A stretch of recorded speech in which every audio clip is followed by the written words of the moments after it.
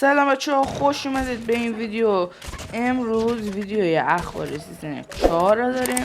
ممنون میشم سابسکرایب کنید، لایک رو بزنید، زنگوله رو هم فعال کنید تا وقتی که ویدیو بذارم اولین نفری باشه که ویدیو ما به دست شما میرسه.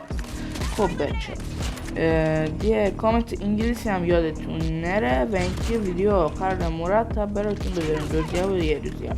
خب بریم سراغ ویدیو. این دو تا عکس لابیای بازی هستن که احتمال زیاد سمت چپیه میاد.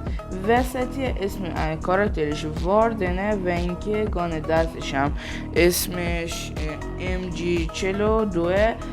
بغلی سمت بالا هم گان دستش تایپ 25، پایینی هم که گان مسی دستش بود و باندایی هم کاراکتر چشی بود، مکتن و کروکودیل. این هم گان MG42 که میبینید بدون هیچ اسکین روش اینطوریه، گان معمولی که دسته LMG ها قرار میگیره.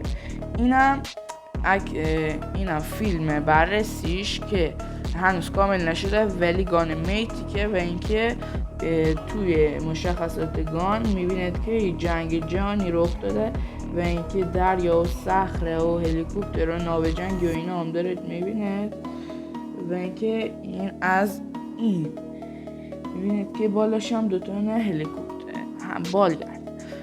تغییرات جدید مولتی که کلاس های بتل رویال اومده توی مولتی پلیر.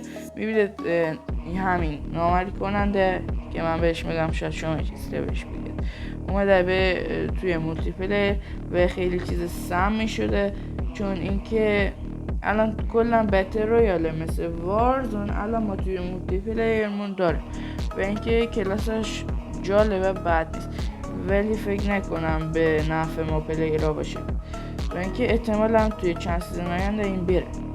یه آپشن دیگه هم که داره این کلاس وقتی که بزنی به جای اینکه قبلا یکی دونه بهتون باکس بده 3 تا باکس میده که بهتون که میتونید همزمان از 3 تا باکس استفاده کنید. این هم یه چیزیه که مثل شاکارس میمونه و اینکه بمب بالاشه شما میتونید دستی هدایتش کنید و منفجرش کنید.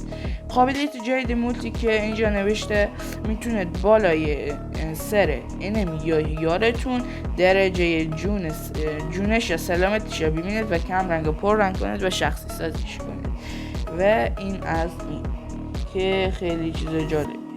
ایونت جدیدی که داخل بتل رویال فکر کنم بیاد یا که بخش زامبی بچه. بعضی ها میگن که این CP و اینا ولی روش چیزی ننوشته که به اسم CP باشه، احتمالا برای بخش زامبی باشه ولی این بالا زده عکس CP و این هم احساس نمیکنم چیزی باشه. آقای کی هند زیبر اگه اسمش اشتباه نگم قراره بعد از سالها دوباره با کال آف دیوتی همکاری کنه و اینم عکس کاراکتر بتل پس احتمال زیاد و اینم گانه چیه که 45 که میتونید 3 تا گردونه بزنید بهتون گان لژندا بده. اینم رایگا میتونید بگیرید ازش. اینم قسمتیه که نوشته کاراکتر فصل 4 بازی هم بهتون نشون داده. اینم گردونای جدیدی که فصل بعد بهتون بده یا سیزن بعد. اینم بافینرفی کلاس مولتیه و اینم بعضی از بدیای کلاس جت پک بوده که رفت شده. خب بچه ها امیدوارم از این ویدیو خوشتون اومده باشه. ببخشید که خیلی مختصر کوتاه بود دیگه، من همینشم خیلی جر خوردم ولی بازم لایک رو بزنید که خیلی برای من ارزش داره همین لایک که میزنید و اینکه اگه دوست دارید گانای برتر مولتی پلیرم براتون بذارم یه دونه کامنت انگلیسی بذارید و دیگه دونه کامنت بذارید که گانای برتر مولتی با اتچمنت که براتون بذارم و برید اشغال کنید که گانه CBR4 پرچم داره سیزن 4 هم اونجا اشغال کنید بگرید تا دوری دیگه بدرود.